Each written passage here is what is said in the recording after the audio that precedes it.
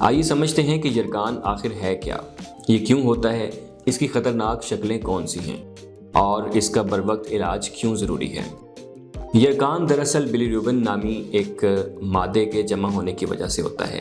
جب خون کے پرانے خلیے ریڈ بلڈ سیلز ٹوٹتے ہیں تو ان سے بلیروبن بنتا ہے، جسے جگر صاف کر کے جسم سے خارج کرتا ہے۔ لیکن اگر جگر کمزور ہو، بائل ڈکٹس بند ہوں یا خون کے خلیے ضرورت سے زیادہ ٹوٹنے لگیں تو یہ بلیروبن خون میں بھر جاتا ہے اور جلد، آنکھیں، یہاں تک کہ پیشاب بھی پیلا پڑنے لگتا ہے۔ یہی کیفیت جانڈس کہلاتی ہے۔ یرقان جانڈس کی کئی اقسام اور وجوہات ہوتی ہیں۔ پری ہیپیٹک یعنی خون کی خرابی سے، جہاں خون کے خلیے زیادہ ٹوٹتے ہیں، جیسے تیلیسیمیا میں، ملیریا یا ہیمولائٹک انیمیا میں۔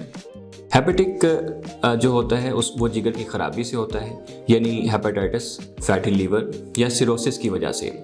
یہ جو جگر ہے بلیروبن کو صاف نہیں کر پاتا۔